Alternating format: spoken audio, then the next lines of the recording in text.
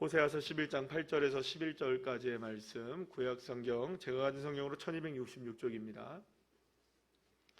호세아 11장 8절에서 11절까지의 말씀, 우리 다 같이 함께 한 목소리로 합독하시겠습니다. 에브라임이여 내가 어찌 너를 놓겠느냐, 이스라엘이여 내가 어찌 너를 버리겠느냐, 내가 어찌 너를 아드마같이 놓겠느냐, 어찌 너를 스보임같이 두겠느냐. 내 마음이 내 속에서 돌이키어 나의 국률이 온전히 불문 듯 하도다. 내가 나의 맹렬한 진노를 나타내지 아니하며 내가 다시는 에브라임을 멸하지 아니하리니 이는 내가 하나님이요 사람이 아님이라. 내 가운데 있는 거룩한 이니 진노함으로 내게 임하지 아니하리라. 그들은 사자처럼 소리를 내시는 여호와를 따를 것이라. 여호와께서 소리를 내시면 자손들이 서쪽에서부터 떨며 오되 그들은 애굽에서부터 새같이 아수르에서부터 비둘기같이 떨며 오리니 내가 그들을 그들의 집에 머물게 하리라. 나 여호와의 말이니라. 아멘. 할렐루야. 예, 반갑습니다. 옆에 있는 분들과 인사 나누겠습니다. 반갑습니다. 예, 감사합니다. 오늘은 호세아 11장 8절에서 11절까지의 말씀으로 하나님의 불붙는 사랑이라는 제목으로 우리 잠시 은혜를 나누도록 하겠습니다. 우리는 매 순간 갈등을 하며 살아갑니다. 여기를 가야 할지 또 저기를 가야 할지, 누구를 만나야 할지 말아야 할지, 해야 할지 말아야 할지, 먹어야 할지 안 먹어야 할지, 대부분 먹지만 그러니까 사실 이런 갈등들 속에서 나름대로는 최선의 것들을 선택하게 됩니다. 그래서 필요한 것을 얻기 위해서 그렇게 최선의 것들을 이제 선택하게 되죠. 자, 그런데 우리가 무엇인가를 이렇게 선택한다는 것은 반드시 다른 한 가지는 포기할 수밖에 없는 것을 의미한다는 것을 우리는 알고 있습니다. 예를 들어서 동쪽으로 가려면 서쪽으로 가는 걸 포기해야 되고요. 그죠? 예, 그런 것들, 여러 가지 것들이 있습니다. 뭔가를 선택하게 되면 그 다른 것들은 반드시 포기해야만 한다는 것이죠. 그래서 사실은 우리가 끊임없이 고민을 하게 되는 겁니다. 뭐 이거를 선택하려고 하는데 이거를 선택하면 저거를 또 포기해야 되니까 사실 좀 그런 부분들이 있어서 늘 언제나 끊임없이 고민을 하죠. 그 선택해놓고도 고민을 하는 겁니다. 이게 맞을까? 선택하는 것이 옳을까? 그렇지 않은 것일까? 선택을 하고도 우리는 날마다 우리가 스스로가 그러한 생각들에 빠지게 될 때가 많습니다. 어쩌면 이것이 인간의 한계라고도 볼 수가 있겠죠. 무엇을 결정하든 사실은 그 결정은 언제나 우리 인간들에게 있어서는 다 불완전합니다. 모든 것이 다 불완전해요. 그리고 그 결정은 다 누구의 책임으로 오롯이 지어지게 됩니까? 내가 결정했으니까 누가 책임져야 될까요? 내가 책임을 져야 하는 것이겠죠. 그렇기 때문에 사실은 또다시 말씀드리지만 고민하고 갈등하는 거예요. 이게 맞을까? 저게 맞을까? 오늘 새벽에도 우리 함께 잠시 말씀을 나눈 것, 이제 헤롯 왕에 대해서 잠시 말씀을 나눴잖아요. 예배를 드리신 분도 계시고 또 온라인으로 유튜브로 보신 분도 다 계시죠? 큐티 하셨죠? 그래서 헤롯 왕에 대해서 우리가 얘기를 나눴는데 제가 오늘 이게 새벽에 말씀을 전하면서 그런 얘기를 했어요. 오늘 갑자기 헤롯 왕의 얘기가 나오고 세례 요한의 얘기가 나온 것은 단순하게 세례 요한이 어떻게 죽었다는 얘기를 하는 것이 아니라 어쩌면은 헤롯 왕이 그렇게 선택을 하고 나서도 그렇게 권력자, 가장 힘이 있는 사람, 가장 누가 뭐라 해도 그렇게 했다고 해서 누가 뭐라 할 사람도 없는 그런 사람이 결정했다 할지라도 그 결정이 후회될 때가 있는 거예요. 그 결정이 두려운 결정이었을 때가 있는 거예요. 그러니까 인간은 아무리 이 세상에 어떤 권력을 갖는다 할지라도 여러분 후회가 될까요, 안 될까요? 되는 게 있을 거예요. 여러분들 아마도 그런 생각이 있을 거예요. 지금 우크라이나하고 러시아하고 전쟁이 지금 계속되고 있잖아요. 지금 이게 계속되면서 지금 경제가 계속 어렵잖아요. 우리나라가 지난해 대비해서 수출이 늘었는데도 지금 적자가 커졌어요. 왜냐하면 이게 워낙 이 원유값이 비싸다 보니까 최대의 적자가 났다 이렇게 얘기가 나오더라고요. 그런데 이 전쟁을 일으킨 푸틴 러시아 대통령, 그 결정이 지금까지도 옳다고 생각할까요? 이거 괜히 했나 생각 왜 안 할까요, 안 할까요? 그렇지만 사람들 앞에서는 그런 마음 이렇게 내 보일까요, 안 내보일까요? 절대 안 내보이겠죠. 그러나 혼자서는 무슨 생각을 그래도 한 번쯤 할까? 이거 괜히 한 거 아닌가? 이런 생각 왜 안 하겠습니까? 그러니까 세상에 그 어떤 사람이라 할지라도 어떤 권력을 갖고 있는 사람이라 할지라도 자기가 결정한 것에 대해서 후회가 있다 없다 다 있을 수밖에 없는 것이죠. 그러니까 인간은 아무리 뛰어나다 할지라도 그것이 바로 한계라는 겁니다. 우리가 결정하는 그 어떤 것이라 할지라도 그 자체가 한계이기 때문인 것이죠. 그래서 사실은 이러한 한계를 우리가 인정하기 시작할 때 비로소 그곳에서부터 하나님의 역사하심이 시작되는 것이라는 것을 저와 여러분 믿으시면 아멘 합시다. 왜냐하면 우리가 이러한 것들, 어떠한 부분들에 있어서 우리가 한계가 있구나, 내가 결정하는 것도 한계가 있구나, 내 생각에도 한계가 있구나, 내가 지금 옳다고 보는 것도 사실은 무엇이 있다, 한계가 있구나, 문제가 있을 수 있구나라는 걸 겸허하게, 겸손하게 인정할 때 사실은 거기에서부터 누가 역사하시기 시작하시냐? 전능하신 하나님. 믿으십니까? 그 전능하신 하나님이 역사하시기 시작하시는 거죠. 여러분, 왜냐하면 하나님은 결코 실패하는 분이 아니시기 때문에 그렇습니다. 여러분, 하나님은 그래서 손해볼 일도 없으세요. 하나님 손해보실 게 있으실까요, 없으실까요? 하나도 없으세요. 1도 없으세요. 왜냐하면 하나님은 후회가 없으신 분이시기 때문에 그래요. 로마서 11장 29절 말씀 한번 볼까요? 시작. 하나님의 은사와 부르심에는 후회하심이 없느니라. 믿으십니까? 그러니까 하나님은 후회하심이 없다는 말은 하나님이 결정을 하시고 하나님의 생각을 하시고 하나님이 치루시는 모든 일들에 대해서는 이거는 실패가 있다는 말입니까, 없다는 말입니까? 우리는 실패가 있고 한계는 있어도 우리는 후회를 해도 하나님은 후회가 없으신 분이시라는 거예요. 여러분, 그뿐만이 아니에요. 그렇기 때문에 하나님은 하나님이 원하시는 목표를 이루실까요, 이루시지 않으실까요? 그렇죠. 믿으십니까? 그러면 여러분 이렇게 생각하는 겁니다. 정말 여러분들 믿으신다면 이렇게 보셔야 되는 거예요. 그 누구의 도움과 협력이 없이도 하나님은 홀로 모든 일을 이루어내십니다. 사실은 우리의 도움 그런 것들 필요 없으세요. 우리의 열심 사실 그런 거 필요 없으셔도 하나님은 다 하실 수 있는 분이세요. 능력이 그런 분이시니까, 홀로 천지를 만드신 분이시니까. 여러분, 언제 우리하고 상의하셔가지고 빚 만들으셨습니까? 언제 우리하고 상의하셔가지고 여러분들 에덴 동산 찬설하셨습니까? 그렇지 않으시거든요. 하나님이 해와 달과 별들과 모든 것들을 다 만드셨을 때에 그것은 주님의 역사이시지 우리하고 상의해서 이루어진 일이 아니에요. 그러니까 하나님은 홀로 말씀 한마디로 모든 것을 하실 수 있는 분이세요. 지금도 마찬가지입니다. 지금도 역사하십니다. 그러니까 언제나 하나님은 오르시고 언제나 바르시고 언제나 진리예요. 그렇기 때문에 여러분, 이런 믿음을 우리가 갖고 있다면 저와 여러분의 삶 가운데 일어나는 일들, 우리의 삶에도 일어날까요, 안 일어날까요? 어떤 일들이 일어나겠죠. 그런 일들도 나름대로는 우리는 몰라도 우리는 알 수가 없을 수 있어요. 왜냐하면 우리는 한계가 있다 그랬잖아요. 이거를 맞는지 틀리는지, 이게 옳은지 그른지를 판단할 수 있는 근거 자체가 한계잖아요, 우리가. 그러니까 우리의 삶에 어떤 일이 일어날 때, 어떤 상황이 벌어질 때 때로는 우리가 실패하는 것처럼 느껴지는 일이라 할지라도 우리의 관점에서 보면 실패일 수도 있고 우리의 관점에서 보면은 그게 안 되는 것일 수도 있고 그게 모든 것들이 다 어그러지는 일처럼 보일 수는 있지만 하나님은 하나님의 자녀들에게 결코 실패함을 주지 아니하시는, 왜냐하면 누가 실패하지 않으시니까, 하나님이 실패하지 않으시니까요. 그런 의미에서 하나님 나라 백성들에게, 저와 여러분들에게 끊임없이 요구되는 믿음의 싸움 하나는 뭐냐면 이 관점을 바꾸는 겁니다. 나의 생각으로 생각하면은 성공과 실패를 논할 수 있어요. 그런데 하나님의 생각과 하나님의 역사하심으로는 우리가 측량할 수가 없는 겁니다. 여러분 믿으십니까? 그러니까 우리는 끊임없이 뭘 해야 하느냐, 주님이 주신 열매가 날 때까지 끊임없이 기다리고 끊임없이 인내하고, 지금도 하나님이 역사하시지, 지금도 하나님이 일하시지. 믿으십니까? 그러니까 사실은 우리가 이런 믿음 가운데 살아가는 것이 믿음의 싸움인 거예요. 믿음의 싸움인 거죠. 끊임없이 기다리는 인내의 싸움이 사실은 진짜 믿음의 싸움이 아닌가 싶습니다. 물론 여러분, 하나님은요 급하게 역사하실 때 있으십니다.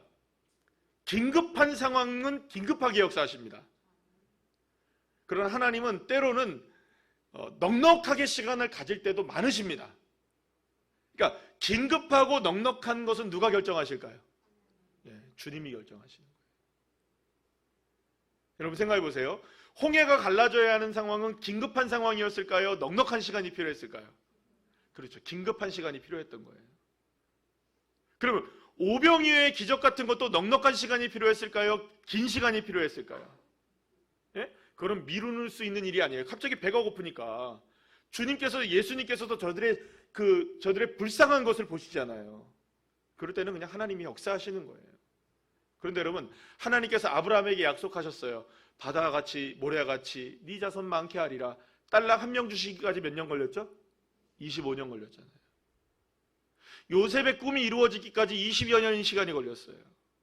수많은 사람들의 믿음의 사람들을 보면 수없이 많은 시간들을 통해서 하나님은 그들의 삶을 만들어 가셨습니다. 때로는 급하고 강하게, 때로는 여유롭게. 우리가 결정하는 것이 아니라 누구의 마음으로, 하나님의 생각으로, 하나님의 때에, 하나님의 역사로, 때로는 급하고 강하게, 때로는 주님께서 기다림과 또 인내의 시간을 겪게 하시는. 그래, 여기서 우리가 알 수 있는 것은 뭐냐면, 모든 것에는, 여러분 따라합시다, 하나님의 기막힌 타이밍에 하나님은 역사하신다. 여러분 믿으십니까? 그러니까 우리가 생각할 때는 잘 모를 수 있지만 우리에게 역사하시는 그 타이밍은 기막힌 타이밍이신 거예요. 기막힌 타이밍이신 거예요. 그러니까 그걸 우리가 어떻게 알겠어요? 그건 우리가 알 수 있는 일이 아니에요. 제가 어제부터 이제 음식을 조절하고 있답니다. 상당히 배고픕니다 지금. 어젯밤에는 너무 배가 고파가지고 여러분 배고프면 사람이 짜증나요. 맞죠? 그래서 안 짜증내려고 그래서 신경이 날카로워지더라고요. 웬 그렇게 TV에 잠깐만 들어도 음식 먹는 것밖에 안 나와요?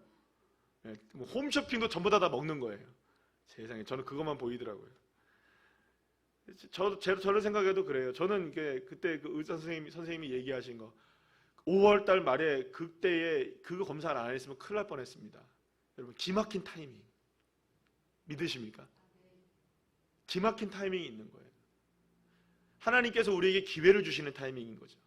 하나님이 역사하시는 타이밍. 때로는 이것을 왜 경험하게 하실까? 때로는 왜 이 일을 이렇게 만들어 가실까? 하나님의 기막힌 타이밍에 하나님의 역사가 일어나시기 위해서 하나님이 일하고 계시는 것이죠. 그리고 우리 아까 전에 찬양했잖아요. 나의 뭐예요? 갑자기 가사가 생각이 안 나요. 우리 아버지는 지금도 역사하시네. 우리 아버지는 지금도 일하시네. 비록 보이지 않아도 느낄 수 없어도 할렐루야. 큰 길을 만들고 계시고 큰 일을 행하고 계시는, 이게 하나님의 역사이심을 여러분 믿으시기를 축복합니다. 그래서 여러분 때로는 우리가 빨리 보여달라고 기도할 때도 있지만 주님이 때로는 그것을 머뭇하게 하시는 일이 벌어질 때는 주님의 기막힌 타이밍에 역사하실 것이야, 이 믿음을 가지고 있어야 되는 것이죠. 그런 의미에서 하나님은 이런 거죠. 여러분은 반대정신 따라합시다. 반대정신. 반대정신이 중요합니다. 그래서 우리가 마음이 막 급할 때가 있어요. 있습니까? 없습니까? 있어요. 그럴 때 우리가 주님의 마음은 어떤 마음이실 수 있을까요? 좀 느긋하게 주님을 믿음으로 바라보기를 바라시는 마음이 있으시겠죠. 또 우리가 게을러질 때가 있어요, 여러분. 그죠? 반대로 우리 어떻습니까? 주님을 구하는 건지 안 구하는 건지, 기도를 하는 건지 마는 건지, 그냥 믿음 생활을 하는 건지 마는 건지 푹 늘어질 때 있습니까? 없습니까? 그럴 때 반대정신 잘 생각이 안 나겠지만 그때 반대정신 생각하면 지금은 어떻게 해야 됩니까? 조급하게 빨리 깨달아서 기도하고, 할렐루야, 그렇게 해야 되는 거예요. 그러니까 사실은 어떤 것이든 저와 여러분에게 있어서는 조급하든 느긋하든 강하든 약하든 하나님의 방법과 하나님의 때와 하나님의 시간 가운데 모든 것들이 다 지금 주님의 타이밍에 이루어지고 있다는 것. 그러니까 우리는 사실은 이런 믿음을 갖고 있다면요, 저와 여러분에게는 실망할 것도 없고요, 늘 언제나 뭐밖에 없을까요? 감사만 있는 거예요. 감사만 있는 거예요. 오늘 아침에 제가 다 우리 3분 묵상 다 올리고 나서 이제 집에 들어가려고 이제 딱 차를 탁 타는데 저희 딸내미가 막 울면서 페이스타임을 하자는 거예요. 영상 통화를. 그러면서 막 울어요. 그리고 왜 그러냐, 넘어졌대요. 어떻게 넘어졌냐 했더니 얼굴 완전히 찢긴 거예요. 여기가 찢어졌어요. 아침에 빨리 학교 가다가 이제 좀 급했나 보죠. 이제 버스를 타려 하다 보니까 넘어진 거예요. 근데 여기가 찢어졌는데 너무 여기에 턱이 아프다는 거예요. 그래서 빨리 이제 학교인데 선생님이랑 같이 함께 병원에 가서 이제 다 찍어보니까 다 해봤는데 할렐루야, 괜찮답니다. 깨진 데 없고 다친 데 없고 단지 여기가 이제 꼬맸어요. 여기가 이제 이렇게 찢어져 가지고 여기를 꼬맸어요. 그런데 나중에 얘기를 들어보니까 그때는 정신이 없어가지고 병원에 갔는데 뭐 왼쪽인가 오른쪽인가 제가 지금 잘 기억이 안 나는데 자기는 만약에 왼쪽을 다쳤으면 오른쪽 아프다 그랬대요. 그래서 병원 진료 다 받고 나와가지고 아빠 내가 잘못한 것 같아. 왼쪽이 아픈데 오른쪽이 아프다라고 오른쪽만 사진 찍었나 봐. 이러더라고요. 지도 정신이 없으니까. 근데 나중에 이제 얘기를 들어보니까 그래요. 딱 넘어지는 타이밍에 세상에 노트북을 이렇게 들고 있었던 거예요. 근데 땅에 얼굴을 갈 거를 노트북이 먼저 떨어지면서 노트북에 머리를 이게 찍은 거예요. 할렐루야. 아멘. 저는 그거 너무 감사하다. 하나님이 하셨다, 야. 그랬어요. 기막힌 타이밍에 어떻게 그 노트북이 싹 들어갔을까요? 기막힌 타이밍 아닙니까? 아니 여러분 그게 은혜 아닐까요? 그리고 안 다쳤잖아요. 그러면서 뭐라는지 점심 먹어도 될 것 같대요. 그럼 된 거예요, 그죠? 오늘 교수님이 뭐 밥 사준다 그랬는데 맛있는 거 먹으러 갔는데 그거 못 먹을까봐 걱정을 했나 보죠. 기막힌 타이밍에 노트북이 여기 탁 들어가서 확 찍었는데 뭘 살짝만 이렇게 된 거죠. 얼마나 감사해요. 그런데 경황이 없어서 그래도 노트북이 어떻게 됐을까? 걱정이죠. 그거 깨지면 또 그게 한두 푼이 아니잖아요. 세상에 열어보니까 작동도 잘 된답니다. 근데 그 순간에 저희 준이가 나중에 다시 전화가 왔어요. 또 한 번 전화가 왔어요. 근데 아빠 내가 아침에 학교에 요즘에 이제 근로 뭐 하니까 출근이죠. 지금 학교에 공부하러 가는 출근하면서 가면서 새벽 예배 말씀을 들으면서 갔대요. 그런데 새벽 예배 말씀이 끝나는데 어떻게 또 다시 들려지더래요. 똑같은 오늘 말씀이 똑같이 다시 들려지는데 다시 듣기 시작하는 그 순간에 넘어졌대요. 그래서 내가 말씀이 너를 살렸구나. 말씀을 안 듣고 있었으면 너 노트북도 망가졌을 수도 있고 네 얼굴도 망가질 수 있는데 기막힌 타이밍에 그 말씀이 다시금 돌아갔고 기막힌 타이밍에 넘어지면서 노트북이 들어갔고 기막힌 타이밍에 하나님이 다 보호해 주시고 할렐루야. 기막힌 타이밍. 기막힌 타이밍. 그러면 은혜일까요? 여러분들 그것은 아픔일까요? 아픔이지만 은혜인 거죠. 사랑하는 여러분, 우리에게는 이런 일들이 비일비재합니다. 조금만 신경을 쓰면 우리가 지금 경험하고 있는 그 어떤 아픔의 일도 사실은 하나님의 은혜라는 것을 깨달을 수가 있어요. 그런데 아픔만 보면 은혜가 안 보여요. 힘겨움만 보면 주님이 일하시는 게 안 보이는 거예요. 여러분 오늘 본문 8절 읽어볼까요? 시작. 에브라임이여 내가 어찌 너를 놓겠느냐? 이스라엘이여 내가 어찌 너를 버리겠느냐? 내가 어찌 너를 아드마같이 놓겠느냐? 어찌 너를 스보임같이 두겠느냐? 내 마음이 내 속에서 돌이키어 나의 국률이 온전히 불붙듯 하도다. 주님은 에브라임이든 이스라엘이든 주의 자녀들이든 놓으실 수가 없으신 거예요. 왜냐하면 그들을 향하신 사랑이 불붙듯 하시니까. 그런데 여기서 무슨 얘기가 나오시냐면 아드마와 스보임이라는 단어가 나옵니다. 따라합시다. 아드마, 스보임. 이게 뭐냐면 옛날 지명인데요. 이게 옛날에는 이게 뭐라고 불렸냐면 이게 소돔과 고모라예요. 그러니까 소돔과 고모라와 같은 인생이 지금 누구의 인생이냐면 이스라엘이었던 거예요. 호세아서는 굉장히 이스라엘의 죄악을 그대로 낱낱이 드러내주는 성경이거든요. 근데 그들의 죄악이 어떤 모습이었느냐? 소돔과 고모라 같은 모습이었던 거예요. 그 소돔과 고모라가 어떤 모습이었느냐? 유다서 1장 7절 말씀 한번 읽어볼까요? 시작. 소돔과 고모라와 그 이웃 도시들도 그들과 같은 행동으로 음란하며 다른 육체를 따라가다가 영원한 불의 형벌을 받음으로 거울이 되었느니라. 소돔과 고모라는 음란에 가득 찼고요. 동성과 변태 뭐 이런 음란한 행위들이 어마어마하게 관영했던 이 도시였습니다. 착취, 학대, 불법은 물론이고 엄청난 죄악이 있었기 때문에 하나님이 오죽하셨으면 그 도시를 유황불로 다스리셨겠어요. 그러면 여러분, 지금 이 말은 무슨 말이냐면 이스라엘 민족들도 이 아드마와 그러니까 스보임 같이 소돔과 고모라와 같은 죄악이 있었다는 겁니까? 없었다는 겁니까? 있었다는 거예요. 근데 하나님은 그들을 어떻게 처리하시느냐? 그냥 용서해 주시지 않으세요. 우리가 여러분들 마지막 우리 말씀 좀 띄어서 우리 11절 말씀 우리 다 같이 한번 읽어볼까요? 11절 말씀 시작. 그들은 애굽에서부터 새같이 아수르에서부터 비둘기같이 떨며 오리니 내가 그들의 집에 머물게 하리라. 나 여호와의 말이니라 라고 말씀합니다. 이게 무슨 말일까요? 이스라엘 백성들이 그 죄악으로 인하여서 어떤 징계를 받게 되었냐 하면 이스라엘 백성들이 아수르에게 멸망을 당하고 그 다음은 누구에게 멸망을 당합니까? 바벨론에게 멸망을 당해요. 여러분, 그거는 뼈아픈 일이죠. 엄청난 재앙이죠. 그러면 왜 그런 재앙이 당해졌을까요? 그런 왜 재앙이 이스라엘 백성들에게 임하였을까요? 소돔과 고모라와 같은 죄로 인하여서 결국은 이스라엘을 그렇게 하나님이 치리하실 수밖에 없었던 거예요.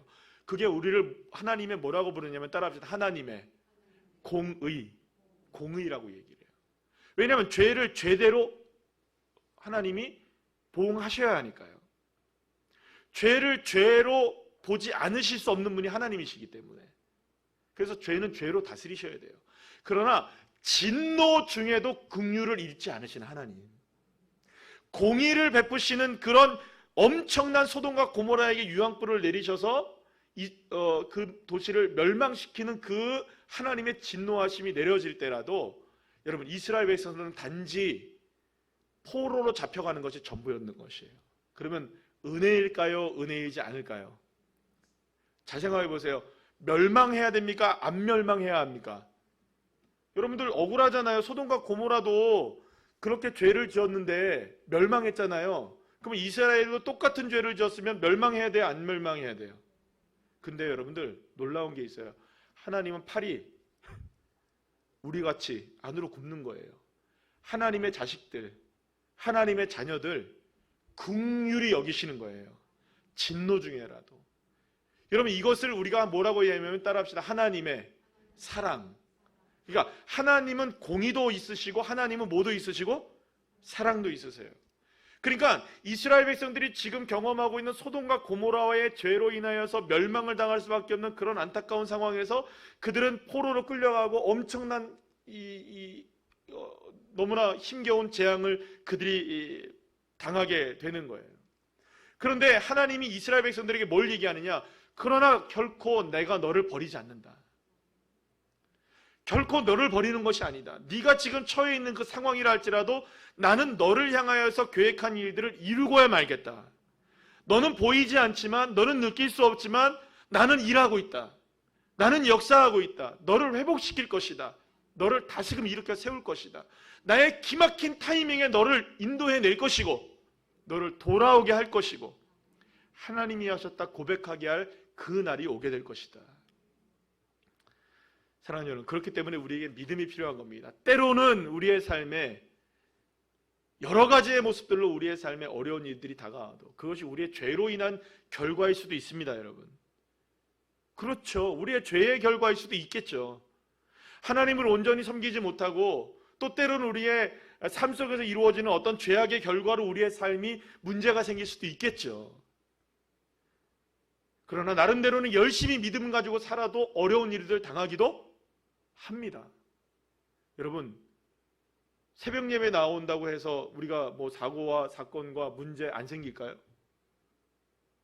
그럼 예배 안 나오면 여러분들 금방 하늘에서 뭐 벼락이 칩니까? 그런 거 아니잖아요. 그건 잣대가 아닌 거예요. 그러니까 우리의 삶에는 어떤 일이든 벌어질 수 있는 가능성이 있는 거예요. 그러나 그런 일들이 벌어진다 할지라도 한 가지 우리 믿음을 갖고 있어야 되는 거예요. 그게 어떤 이유로 우리에게 생겼든, 나의 죄로 인하여 생겼든, 그러면 우리 뭐 해야 합니까? 회개해야 하는 것이고요. 그렇지 않고 우리가 믿음을 가지고 있었을 때 그런 일들이 생겼다면 더 믿어야 하는 것이고요. 어쨌든 두 가지 경우이든 세 가지 경우이든 더 많은 경우이든 중요한 게 뭐냐? 우리에게 믿음이 필요하다는 겁니다. 누구를 향하는 믿음. 그러한 상황에서도 나를 향하신 하나님의 사랑은 끊어지지 않는다. 반드시 하나님의 기막힌 타이밍에 우리를 반드시 회복시키시고야 마신다. 그래서 이런 확신에 찬 믿음이 필요한 거죠. 그래서 늘 우리가 묵상하는 말씀 중에 로마서 8장 38절 39절을 다 같이 한번 읽어볼까요? 시작. 내가 확신하노니 사망이나 생명이나 천사들이나 권세자들이나 현재일이나 장래일이나 능력이나 높음이나 깊음이나 다른 어떤 피조물이라도 우리를 우리 주 그리스도 예수 안에 있는 하나님의 사랑에서 끊을 수 없으리라. 아멘. 사랑하는 여러분, 오늘 우리에게 필요한 건 확실한 믿음을 가지고 주님을 바라보는 거예요. 끊어질 것 같아도 여러분들 걱정하지 마십시오. 안 끊어집니다. 주님이 안 끊으십니다. 문제는 우리가 자꾸 끊으려고 해서 문제죠. 주님은 우리 포기하지 않으십니다. 주님은 일하시고 계십니다. 주님이 역사하시고 계십니다. 그러니까 빨리 우리는 돌이키는 것밖에 없어요. 방법은 주님 앞에 믿음으로 돌이키고 죄를 돌이키고 다시금 성령으로 충만해지고. 그래서 여러분 오늘 본문 9절 말씀 보실까요? 9절 말씀 읽어볼까요? 시작. 내가 나의 맹렬한 진노를 나타내지 아니하며 내가 다시는 에브라임을 멸하지 아니하리니 이는 내가 하나님이요 사람이 아님이라. 내 가운데 있는 거룩한 이니 진노함으로 내게 임하지 아니하리라. 우리가 보기에는 이스라엘 백성들이 지금 진노를 당하는 것 같은데 하나님은 진노가 아니라고 말씀하시는 거예요. 왜요? 고치고 계시는 거니까. 바꾸고 계시는 것이니까. 그러니까 진짜 믿음이 있는 사람들은요, 정말 믿음이 있는 사람들은 그 어떤 상황이 우리에게 다가오면 아, 주님이 나 지금 바꾸시고 계시는구나. 나 지금 체질을 변화시키시고 계시는구나. 나에게 다시금 기회를 주시는구나. 그러니까 여러분, 이스라엘 백성들을 향하신 하나님의 마음은 뭐냐면 따라합시다. 새롭게 하신다. 믿으십니까? 비록 겪고 있고 또 겪게 될 상황들이 현실이 암담할 수는 있을 것이에요. 그러나 그런 상황 속에서도 끊어지지 않는 하나님의 사랑을 믿음으로 바라보며 나아간다면요, 여러분 하나님의 백성으로 우리는 살고 있기 때문에 반드시 저와 여러분 회복되어집니다. 언제? 하나님의 기막힌 타이밍 속에서. 그렇기 때문에 우리에게 필요한 것은 이 불붙는 듯한 하나님의 사랑, 꺼지지 않는 사랑. 그러니까 호세아서의 주제를 한마디로 얘기한다면 하나님의 불붙는 사랑입니다. 왜냐하면 끊임없이 그러니까 호세아 선지자가 누구를 자꾸 누구하고 살려고 하나님이 계속 얘기합니까? 이 음란하고 음탕함, 이 고멜이라는 여인을 집 나가면 또 데리고 오고 집 나가면 또 데리고 오고, 그죠? 끊임없이 사랑해요. 끊임없이. 사랑하는 여러분, 그래서 여러분 하나님의 불붙는 사랑은요, 하나님의 불붙는 사랑은 내 모습과 형편과 사정과 심지어는 우리의 죄의 모습에도 불구하고 변하지 않으신다. 나를 향해 지금도 흐르고 계신다는 것. 그러니까 나를 향하신 하나님의 사랑이 얼마나 큰지를 우리가 믿는다면 우리에게 지금 펼쳐지고 있는 이런 여러 가지 상황 속에서도 우리는 결코 손을 늘어뜨리지 않을 수 있는 거죠. 다시 한번 무릎을 세울 수 있는 것이죠. 손을 들 수 있는 것이죠. 왜냐하면 주님 살아계시니까. 주님이 역사하고 계시니까요. 그래서 여러분 오늘의 상황이 어떻든지 간에 저와 여러분이 지금 경험하고 있는 삶의 모습들이 어떻든지 간에 오늘 이 시간 우리는 이미 축복을 누리고 있는 겁니다. 이 자리에 나와 있으신 것만으로도 축복이시고 하나님의 역사가 어떻게 일어날지 우리는 알 수 없으나 오늘도 우리 감사원금의 기도의 제목을 보니까 지난번에 우리 특별 기도회 때 나오신 분들 계시죠? 한 명도 없어요. 방금 전에 제가 읽어드렸는데 안 들으셨나 본데 제가 읽어드릴게요. 특별 기도회를 통해 손목을 낫게 해주셔서 감사합니다. 남의 일이라고 아멘도 안 하고. 할렐루야. 아멘. 예. 안 나으셨어요? 나으신 분 계시죠? 예, 기도할 때 하나님이 치료해 주시고 회복시켜 주신 분 있으실 거예요. 네, 그냥 그분들은 입 다물지 마시고요. 나팔을 부셔야 됩니다. 하나님이 하셨다고, 하나님이 역사하셨다고, 조그만 것도, 아주 조그만 것도 주님이 하셨다고 고백할 때 그 조그만 것이 30배, 60배, 100배의 열매를 맺게 되니까. 할렐루야. 그러니까 따지고 보면 우리는 이제 지금 손해 보는 게 아무것도 없는 거예요. 왜냐면 우리의 형편과 사정을 누가 제일 잘 아십니까? 하나님이 제일 잘 아시고 계시니까. 피로도 누가 제일 잘 아실까요? 제일 답답하신 분은 누굴까요? 사실 여러분, 어떤 믿음이 진짜 믿음일까요?